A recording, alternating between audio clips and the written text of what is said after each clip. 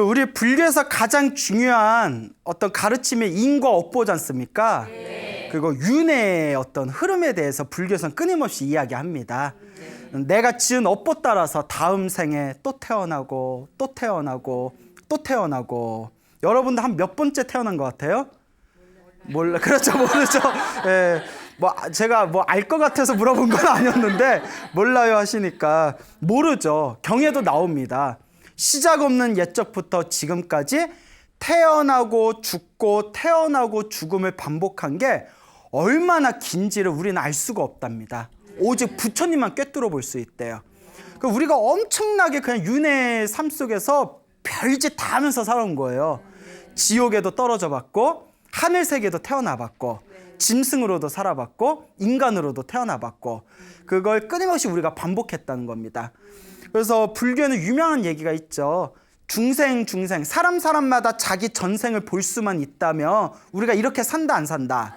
안 산다는 거죠. 다 착하게 돛 닦는 마음으로 살 텐데 전생 보여요 안 보여요? 그렇죠. 보여도 이상한 거예요. 그래서 저 자꾸 뭐가 보여요. 예? 그 안과 가보시고. 예. 그러니까 이제 우리가 전생을 알지 못하고 보질 않으니까 딱 믿음이 안 가는 거예요. 그러니까 부처님 경전을 보면 부처님이 전생이 있다니까 윤회가 있다니까 그런가 보다 하다가 사실 우리가 보질 못했으니까 머리로는 이해하는데 마음으로는 와닿지를 않잖아요. 그러니까 인과 업보를 철저히 믿으면 우리 이 세상 모든 사람들의 말 한마디도 조심하고 행동 하나도 조심할 텐데 특히 이제 막 가는 사람들이 이번 생 말고는 다음 생 없다. 이번 생 죽으면 끝이다. 이런 사람들 이제 좀 위험스럽고 그리고 우리 종교를 믿지 않는 사람은 그냥 어떻게 되든 상관없다.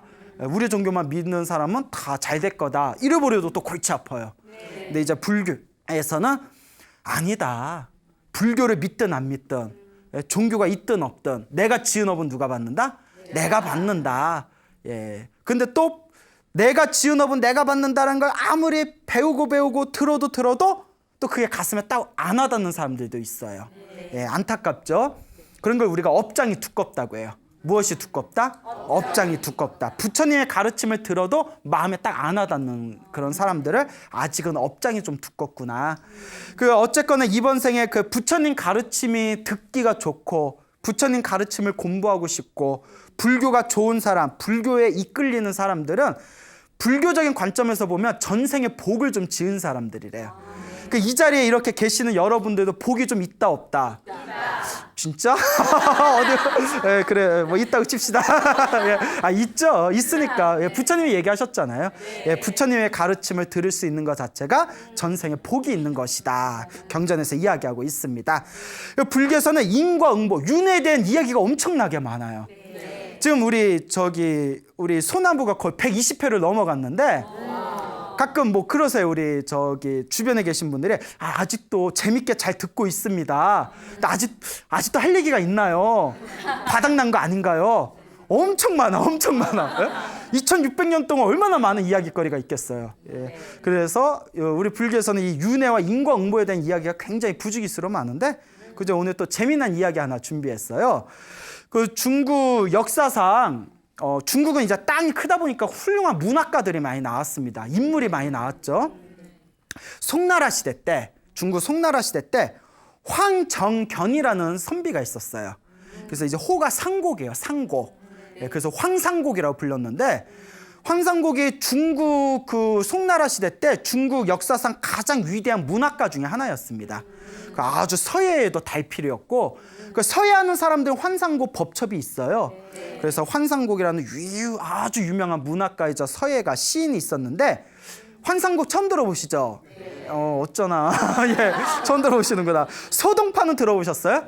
예, 소동파가 정말 중국 문학가의 가장 손꼽히는 대가 중에 하나가 소동파인데 그래서 저 소동파도 못 들어봤어요 하신 분들이 있어요. 관심 없는 분은 못 들었을 수도 있죠. 여러분 중국집에 가면 동파육이라고 있다는데 아세요? 동파육? 몰라요? 동파육이라고 있어요. 아는구나. 다들 탕수육만 먹어봐서. 동파육이라고 있는데 아주 별미래요. 예, 근데 동파육을 누가 만들었다? 소동파가 만들었어요. 소동파가 만든 고기라서 동파육이라고 부른대요. 뭐 그렇대요. 여하튼 예? 뭐 맛있대요. 예. 그 동파육을 만들고 아주 다재다능하신 분이었어요. 근데 소동파의 소자와 황상곡의 황자를 빼서 소황이라고 불렀대요. 중국 송나라 문학가의 양대 산맥이라고 해서 뭐라고 불렀다? 소황. 예, 그래서 그 정도로 소동파의 소, 황상곡의 황. 그래서 소황이다. 이 정도면 그 황상곡이라는 사람이 얼마나 대단한 사람인지는 알겠죠? 네. 자, 근데 이 황상곡이라는 분과 소동파라는 분의 특징이 독실한 불교 신자였어요. 독실한 불교 신자였고, 그 당시 중국 송나라 시대에는 선비들이 대다수가 다 불자였습니다. 많은 수가 불자였는데, 이 황상곡이라는 분이 원래 처음부터 불자는 아니었던 것 같아요. 이 황상곡이라는 분이 태어날 때부터 굉장히 머리가 총명했답니다. 아주 머리가 총명하고 똑똑하고 부럽죠. 예, 그것도 자기 복이에요. 조금 이따 나오는데 그 머리가 총명하고 그리고 그렇게 이제 효성이 지극했대요. 이제 머리가 똑똑하다 보니까 일찍이 이제 시험에 이제 급제를 하게 됩니다.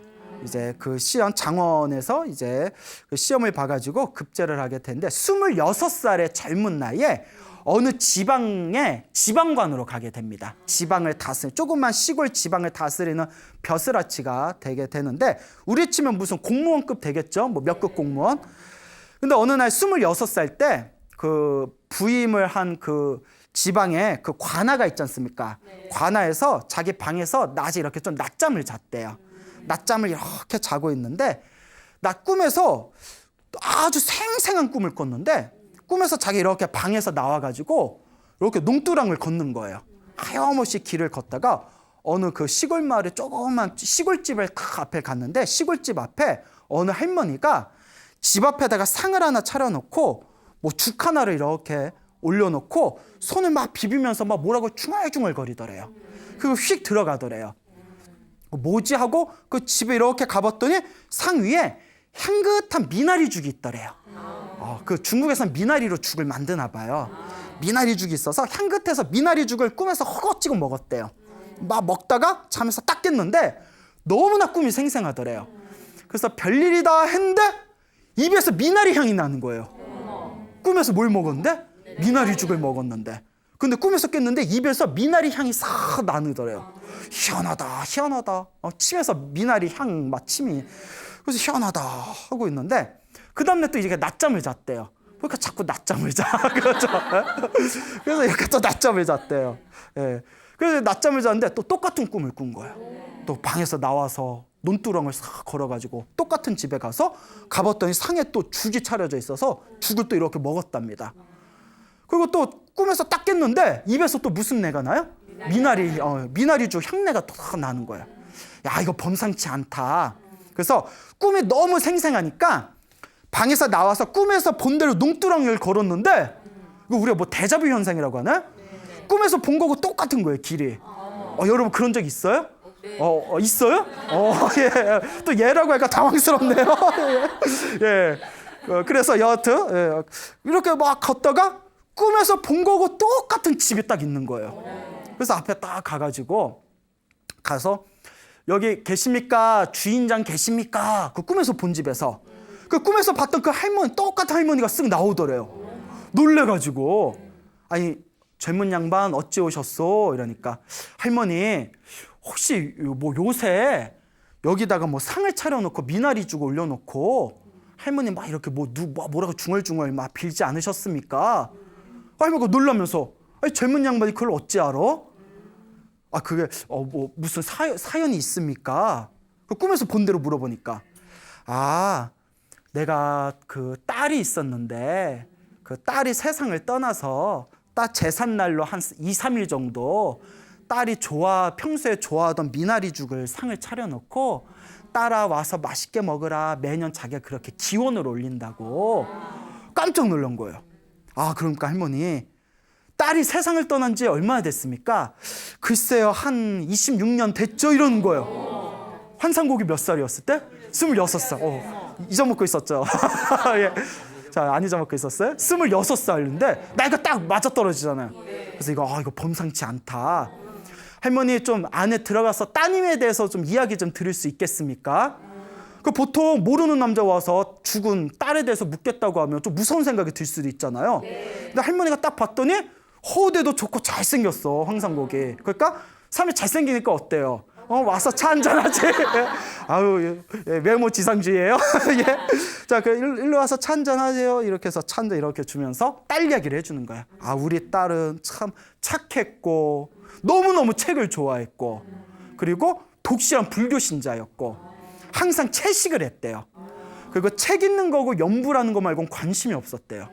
책 읽고 연부라고. 그래서 여자 나이 옛날엔 20이 넘어가면 이제 노처녀 소리 들었대잖아요. 보통 막 16살에 시집 가고 했으니까 송나라 시대 때 시집 안 가냐 하면 결혼하라는 얘기는 입에도 못 담게 했다고. 예, 지금으로 치면 그냥 뭐라고 할까? 뭐 도도녀? 뭐 시크녀? 그러니까 자기 삶을 즐기는 예, 자기의 라이프 생활 라이프. 그래서 이제 책을 좋아하고 연부라는 걸 좋아하고 항상 채식을 하고 그러다 26살이 다 되었을 때 갑자기 큰 중병이 걸렸대요. 큰 병에 걸려서 시름시름 앓다가 그 딸이 누워서 엄마를 불러서 엄마 나 먼저 가서 미안해요. 그런데 제가 꼭 다시 찾아올게요. 꼭 다시 찾아올게요 하면서 세상을 떠났다는 거예요. 그 막 할머니가 막 울면서 눈물을 흘리면서 그렇게 우리 딸이 26년 전에 세상을 떠났다오. 저기에 보면 딸이 평소에 보던 아끼던 책을 괴짝에 넣어놨는데 그 열쇠가 어디로 갔는지 보이지가 않는다고. 딸이 어디다 치웠는데 어디다 그 열쇠가 있는지. 열쇠 얘기를 딱 듣는 순간 황상국 머릿속에서 그 열쇠가 어디 있는지 머리에서 번뜩 생각이 난 거예요. 대박. 예? 그래가지고 제가 어디 있는지 알 것 같습니다 하더니 여기 집안에 구석구석 뒤지더니 열쇠를 찾아낸 거예요. 별일이 다 있죠. 그래서 괴짝에 있는 딸이 살아생전에 봤다는 그 책을 모아놓은 큰 괴짝에 열쇠를 집어넣고 딱 뜯어가지고 딱 책을 봤는데 책 말고도 딸이 살아생전에 썼던 원고가 있는 거예요. 원고. 뭐 책을 좋아했으니까 글 같은 거 썼을 거 아니에요. 끄적끄적 낙서장. 그래서 그 책의 그 원고를 딱 보는 순간 환상국이 숨이 멎을 뻔했대요. 그 한문 문화권에서는 한문 있잖아요. 글을 쓸 때 그 문장을 잘 짓는 사람들은 그 자신만의 개성이 있대요. 그 문체라고 하죠. 문체. 뭐 소동파의 문체, 황상곡의 문체, 자기만의 문체가 있잖아요. 우리도 그 한글로 글 쓸 때 자기만의 글 나오잖아요. 꼭 뭐뭐 인미 다 까, 나 다나까만 붙이는 사람이 있는가 하면 뭐뭐요, 뭐뭐래 뭐 이렇게 귀여운 척하는 사람이 있고 꼭 글 올리면 꼭 킥킥킥 붙이는 사람이 있고 각자 문체가 있잖아요. 환상국이 숨이 탁 멎을 뻔한 게 자기가 평소에 쓰는 문장의 문체하고 똑같다는 거예요. 그러니까 자기가 어린 나이부터 글을 잘 쓰기로 유명했는데 문장을 잘 짓기로 유명한데 이게 다 어디서 넘어온 거다? 전생에서 넘어왔던 거예요. 이 딸이 누구였구나, 나였구나. 그러면서 퍼뜩 이제 무릎을 치면서 이제 이게 부정할 수 없는 사실이잖아요. 자기가 26년 전에 죽은 사람 이렇게 미나리죽 차려놓은 걸 26살 때 그 꿈을 꾸고 그리고 가가지고 그 괴짝에 열쇠가 어디 있는지를 알아맞추고 안에 있는 원고를 봤더니 자기가 평소에 쓰던 문체하고 딱 맞아떨어지고 할머니를 부둥켜 안고 어머니 전생에 딸이 아들 되어 왔습니다 어머니 이러니까 할머니도 울고 황상국도 울고 밖에 있는 개구리도 막 울고 그래서 이제 황상국이 그 할머니를 잘 모셔다가 할머니가 돌아가실 때까지 지긋정성으로 모셨다고 합니다. 참 대단하죠. 그리고 황상국이 어느 날 이렇게 시를 썼답니다. 자기 모양을 조각해 놓고 딱 시를 써서 옆에다 붙여놨는데 시 내용이 굉장히 의미심장해요. 이 시 내용에 지금 제가 이야기해드린 것을 가만히 이렇게 떠올리면서 한번 들어보세요.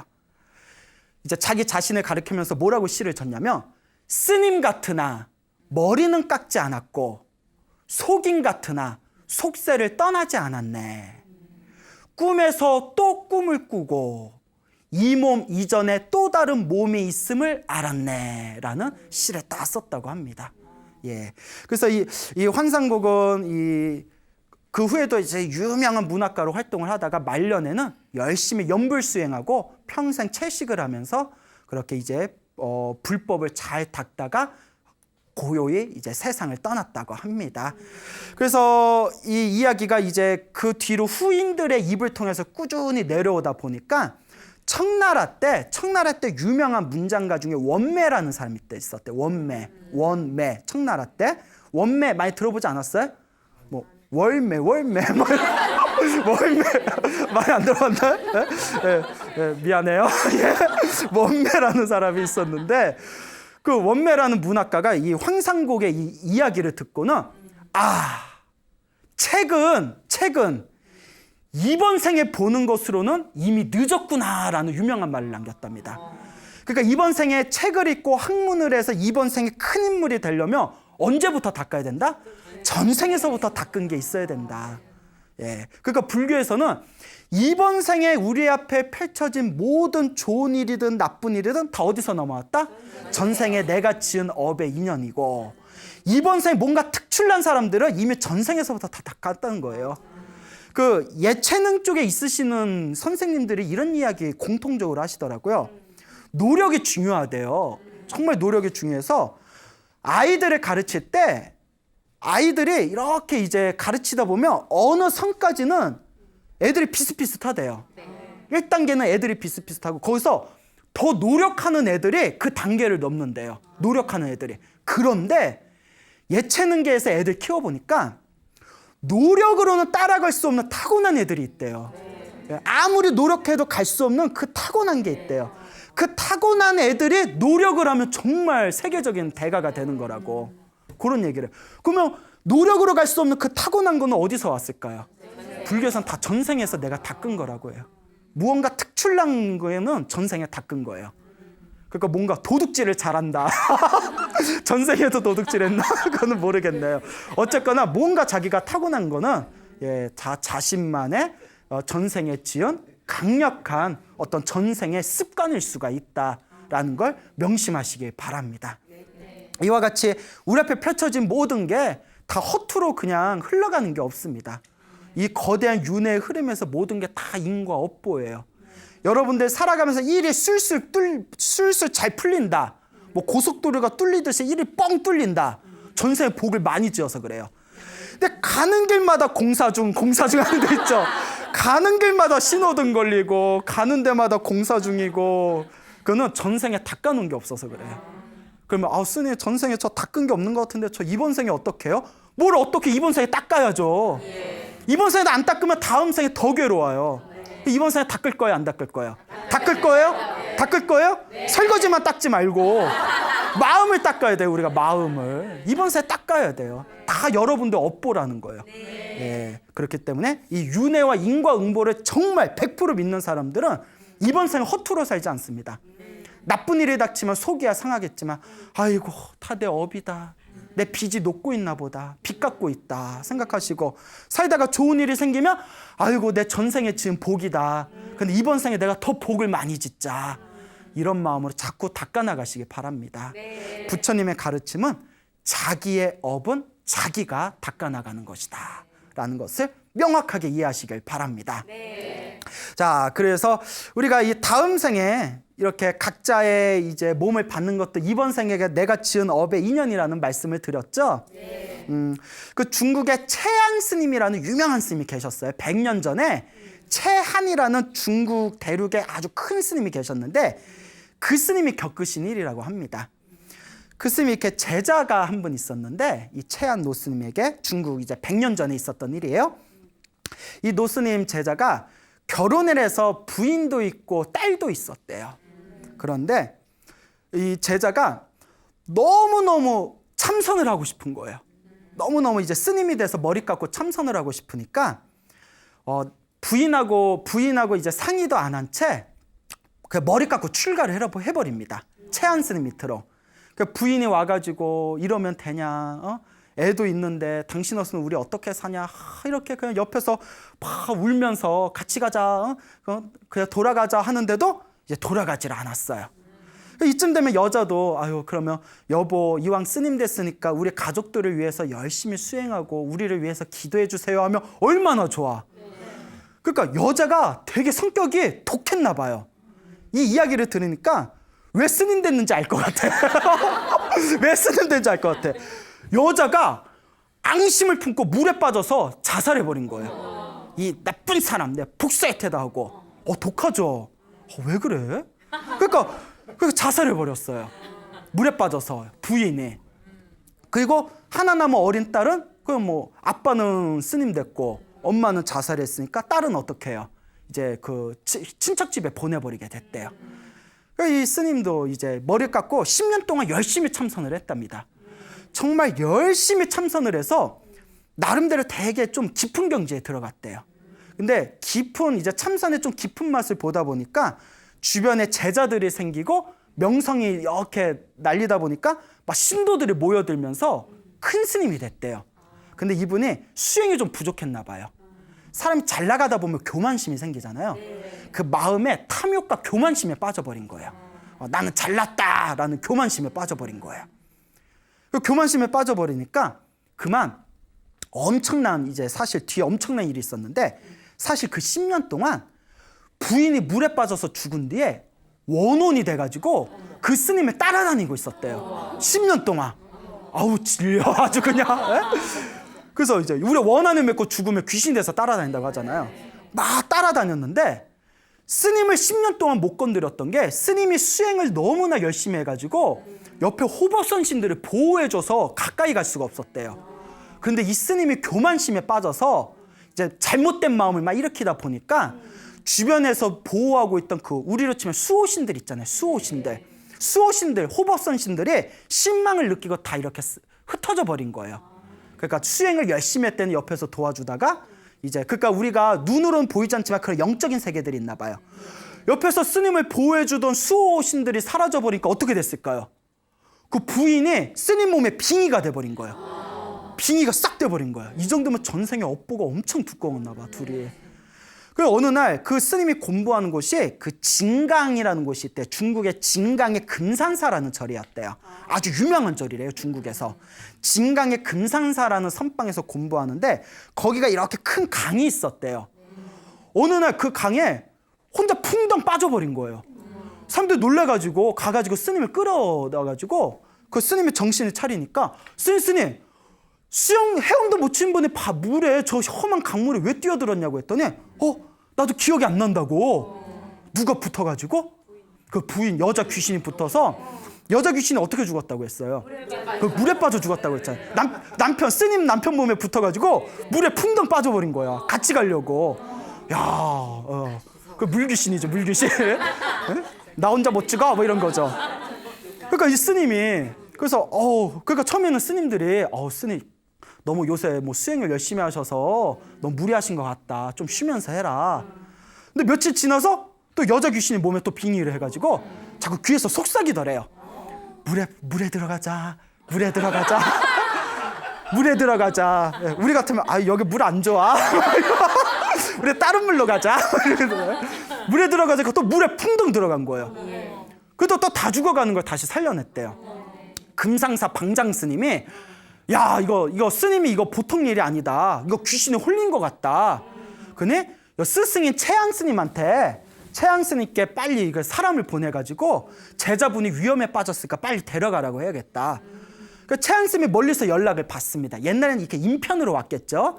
뭐 지금야 까톡으로 까톡 뭐 이러면서 제자가 귀신에 홀렸어요. 뭐 이렇게 하면 되는데 뭐 인편으로 왔다 갔다 하면 시간 오래 걸리잖아요. 채안 스님이 이제 사람을 통해 가지고 편지를 받아보고 이거 큰일 났다. 내가 직접 가봐야 되겠다. 그래서 갔대요. 그래서 제자한테 제자야 너 몸이 좀 허한 것 같으니까 나랑 금산사 나와서 우리 절에 가서 좀 요양 좀 하자. 이렇게 이제 데려갔는데 데려가면서 이제 배를 타고 강을 건널 때만 하더라도 거기 배에 이렇게 침대가 있었는데 2층이었대요. 그래서 아래 침대에서는 스승인 채안 노스님께서 주무시고 위 침대에는 제자를 눕혔는데 채안 스님이 계시는 절에까지 올 때만 해도 제자가 멀쩡했대요. 그 채안 스님도 이제 좀 괜찮은 건가 이러고 이제 가서 제자들한테 우리 여기 스님이 몸이 좀 많이 안 좋다. 정신적으로도 좀 많이 안 좋다. 혹시 이상한 짓 하면 바로 나한테 알리고 옆에서 좀 관찰 좀 잘 해라 이렇게 이야기를 했답니다. 며칠 동안 아무 문제가 없었대요. 근데 어느 날 이제 아침 공양 시간이 됐는데 스님들이 다 모여서 이제 공양을 하는데 그 스님이 안 보이는 거예요. 그 최한 스님의 마음이 불길해서 제자들한테 야, 그 방에 가서 한번 알아봐라 했더니 그 제자 그 스님의 방에 갔는데 뒷문에 창문이 열려 있고 스님이 안 보이더라는 거예요. 야, 이거 큰일 났다. 빨리 찾아봐라 해서 그 한 반나절을 찾았는데 그 스님이 있는 절에서 멀리 떨어진 큰 강에 결국 익사된 채 발견이 됐답니다. 결국 죽은 거예요. 귀신 못 됐어. 공부하는 스님이잖아요, 그래도. 그래가지고 이제 최한 스님이 그 시신에 잘 수습을 해가지고 그 이제 천도제에다 지극정성을 올렸대요. 그러니까 이제 큰 절에서 죽으면 그런 거는 또 좋아요. 스님들 알아서 천도제 지내주고 천도제를 지극정성으로 이제 지내준 뒤에 이제 천도제가 끝나고 나서 그 10년 전에 친척집에 맡긴 딸이 있잖아요. 그래서 딸한테 연락을 했대요. 딸한테 이제 연락을 해서 야, 이제 너네 아버지가 스님께서 세상을 입적을 하셨다. 우리가 시신에 잘 수습해서 천도제도 올렸으니까 뭐 제삿날이 언제니까 제사라도 뭐 잘 올려라 하고 사람을 보내려고 했는데 딸이 절에 딱 온 거예요. 아니, 놀래가지고 최한 스님께서 얘야 아니 그렇지 않아도 너 만나보려고 했는데 어떻게 알고 이렇게 왔냐 했더니 꿈을 꿨어요 이러는 거예요. 꿈을 꿨습니다 이러니까 무슨 꿈을 꿨는데 꿈에서 아버지하고 어머니가 나타나셔서 아버지가 새로운 토지신, 그러니까 중국에는 토지신의 문화가 있어요. 우리는 성황당 있죠, 성황당. 그렇지, 토지, 어떤 일정한 그 마을의 땅을 보호해주는 신이 토지신이에요. 그러니까 그 땅에 묶여있는 신들이죠, 땅을 보호해주는. 아버지가 새로운 토지신으로 부임을 하시고 그리고 우리 돌아가신 어머니가 토지신 부인으로 같이 따라온다는 꿈을 꿨습니다. 지겹다. 또 따라오네. 그렇죠. 그래서 깜짝 놀라서 최한 스님이 이게 무슨 경우인가 생각해 보니까 그래도 그 스님이 비록 중간에 마음을 잘못 썼지만 그리고 돌아가실 때는 안 좋게 돌아갔지만 10년 동안 참선 수행을 열심히 했잖아요. 그래도 참선 수행을 좀 열심히 했던 공덕으로 이번 생에 토지신이 되었나 보다 하면서 가만히 생각해 봤더니 요 며칠 전에 그 마을에 새로운 토지신 사당을 새로 만든다는 얘기를 얼핏 들은 거예요.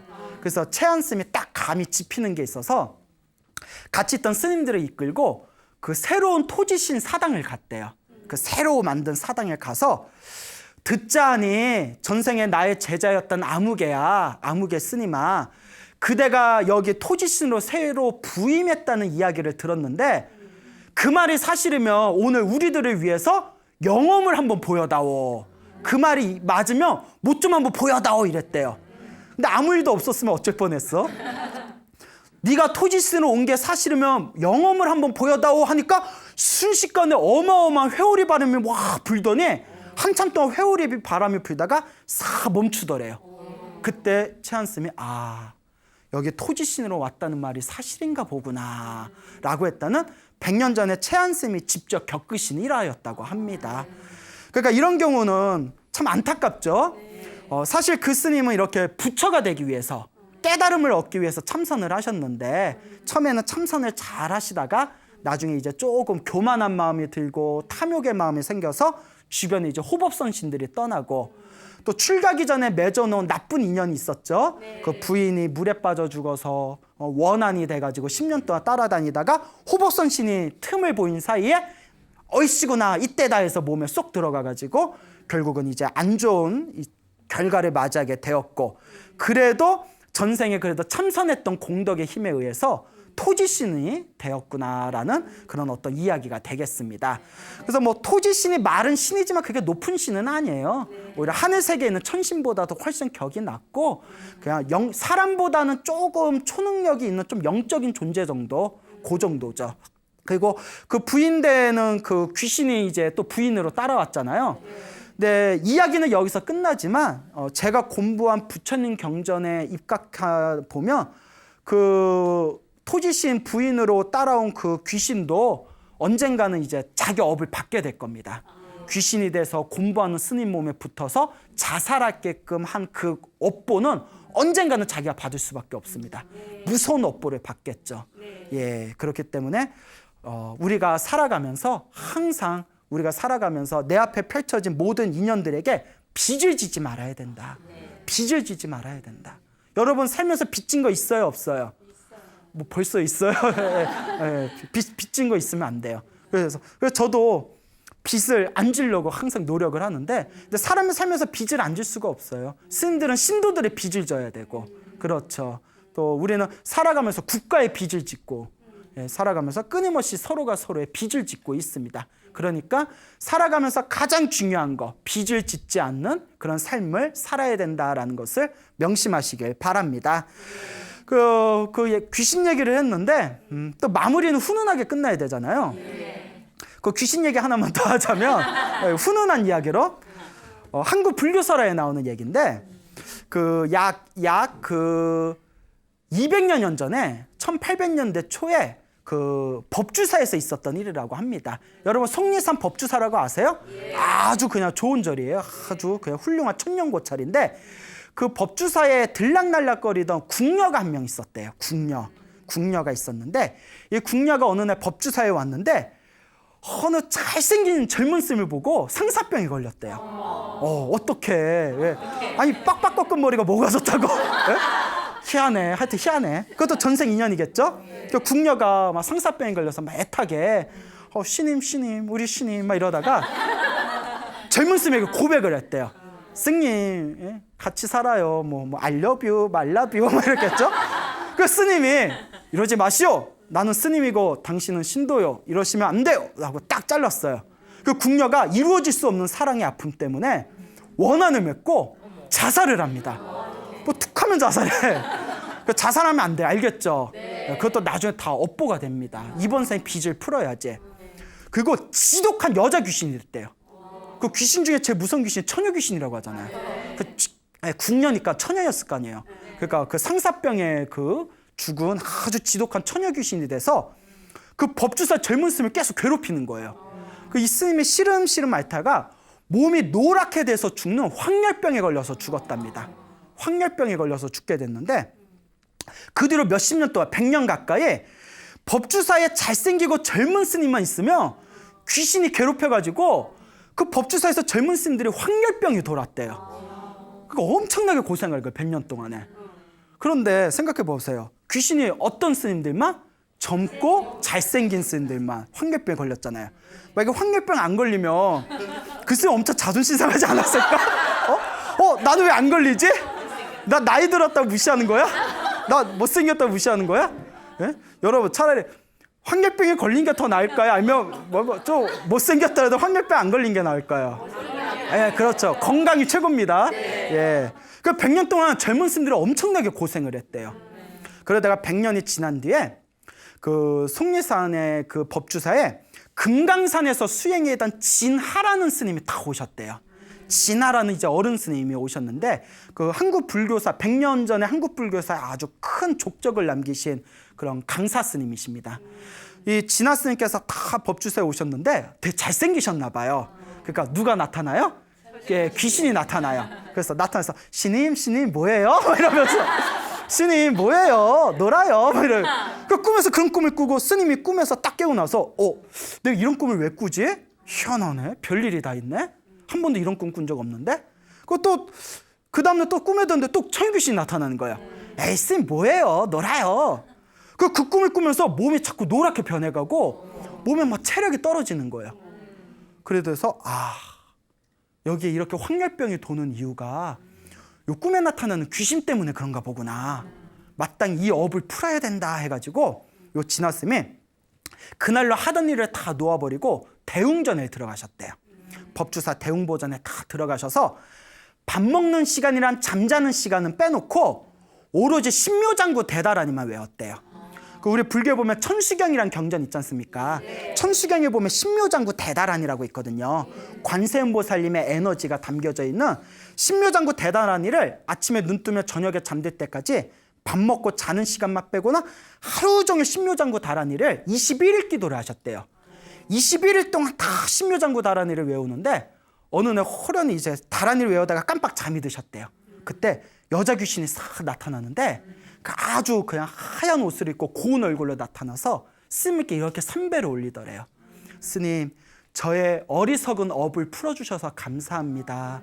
저는 스님 덕분에 이제 좋은 곳으로 떠납니다 하면서 그 여자 귀신 영가가 다 천도되어졌다는 그런 이야기가 불교설화에 전해지고 있습니다. 예, 이게 바로 부처님의 영험이겠죠. 그러니까 아까 말한 그 채안 노스님의 제자였던 그 스님도 차라리 그때 뭘 했었으면, 부처님한테 그 지극정서 기도 올렸었으면 어쩌면 살 수도 있었을 텐데, 근데 뭐 지금 와서 그런 말이 무슨 필요가 있겠어요. 그러니까 여러분들도 이렇게 살아나가시다가 뭐 안 좋은 꿈을 꾼다거나, 막 이렇게 머리를 감고 있는데 뒤에서 누가 쳐다보는 느낌이 든다거나, 잠을 자고 있는데 자꾸 혼자 있는 방에 발자국 소리가 저벅저벅 난다거나, 이럴 때 예, 무서워하지 마시고 무엇을 열심히 해라? 예, 기도를 해라. 신묘장구 다란이를 읽든 금강경을 읽든 관세음보살 부르든 일념으로 기도하면 반드시 불보살님이 도와주신다, 안 도와주신다? 도와주십니다. 반드시 도와주십니다. 그러니까 간절하게 기도하면 반드시 영험이 있습니다. 자, 이와 같이 그 궁녀 같은 경우에는 어리석은 마음으로 자살을 해가지고 이제 여자 귀신이 된 그런 또 안타까운 그런 사연의 이야기가 되겠습니다.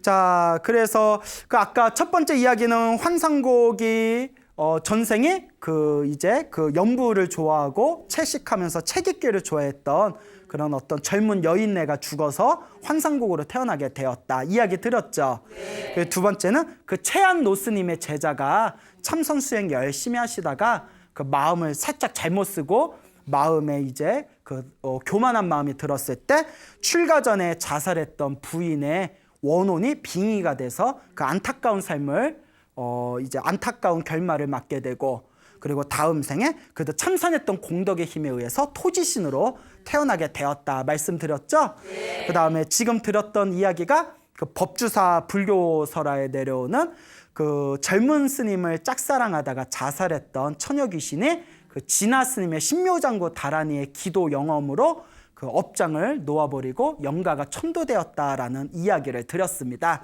네. 이와 같은 이야기를 통해서 우리가 지금 이 살아가면서 나는 어떤 업을 지어야 되나, 어떤 공덕을 지어야 되나, 나는 지금 선업을 짓고 있나, 나는 지금 악업을 짓고 있나, 끊임없이 고민을 해보셔야 됩니다. 네. 끊임없이 고민을 하고 끊임없이 나는 지금 좋은 업을 짓고 좋은 미래를 계획하고 있는가, 아니면 지금 나쁜 업을, 나도 모르게 나쁜 업을 지으면서 미래의 나쁜 결과를 야기할 만한 좋지 못한 삶을 살고 있는가, 끊임없이 스스로를 경계해야 됩니다. 항상 여러분들한테 드리는 말씀이 그런 이야기지 않습니까? 이번 생에 여러분 앞에 펼쳐진 좋은 일도 나쁜 일도 누가 지은 업보? 내가 지은 업보고, 여러분들이 이번 생에 타고난 여러분들의 능력도 어디서 넘어온 것일 수 있다? 전생에 넘어온 걸 수도 있고. 그리고 사업하고 장사하시는 분들이 그런 얘기 하세요. 스님, 사업하고 장사하면 노력만으로는 안 됩니다 이래요. 반드시 운이 따라야 됩니다. 자기 혼자 잘하는 건 안 된대요. 나는 아무리 노력해도 사기당할 때도 있고, 아무리 노력해도 사람이 안 모일 때도 있고, 그러니까 어떤 사람은 하는 일마다 잘 되는 사람이 있고, 어떤 사람은 아무리 노력해도 정말 일이 안 풀린 분들이 있잖아요. 이것도 다 전생에 내가 지은 또 다른 업의 모습일 수 있다는 거예요. 이런 얘기하니까 참 거시기해요. 예, 거시기합니다. 예? 자, 그러니까 거시기할수록 우리가 어떻게 해야 되죠? 그렇죠. 기도해서 업장을 소멸하세요. 그리고 이번 생에 복을 많이 지으세요. 그래서 업장 소멸과 복을 져야 된다라는 이 개념을 여러분들이 마음속에 잘 담아두셔야 됩니다. 그래서 여러분들이 살아가시면서 여러분들 앞에 펼쳐지는 모든 일들을 바라보실 때, 다 내가 전생에 지었던 혹은 과거에 지었던 씨앗이 열매를 맺은 거구나. 내가 지었던 원인에 의해서 지금 같은 결과가 생긴 것이구나 라는 것을 항상 관찰하셔야 됩니다. 화가 확 나면 아이고, 전생에 내가 빚진 게 있어서 내가 이런 일을 겪었나 보다. 내가 또 지금 화를 내면 이게 또 나한테 악업이 될 수가 있다. 그러니까 또 마음을 다스릴 수 있어야 되고, 또 살아가면서 기쁘고 아주 즐거운 일이 생기면 내가 잘났다고 기뻐하고 즐거워하면서 교만함에 빠질 게 아니라, 복을 지으니까 이렇게 좋은 일이 생기는구나. 앞으로 더 열심히 복을 지어야 되겠구나. 끊임없이 마음을 챙겨나가셔야 됩니다. 그래서 불제자들은 항상 부처님의 가르침을 항상 마음속에 잘 담아두면서 이번 생에 기도를 열심히 해서 업장소매를 하고 복을 열심히 짓겠다는 마음을 절대 하루라도 잊어서는 안 된다. 이 마음을 항상 명심하시기를 바랍니다. 자, 여러분 행복해지고 싶습니까? 행복한 삶을 창조하고 싶습니까? 복을 지으십시오. 선업을 지으십시오. 공덕을 쌓으십시오. 복과 선업과 공덕의 힘이 여러분들을 진정한 행복의 길로 이끌어 줄 것입니다. 오늘 여기서 마치겠습니다. 소중한 나 무한 행복.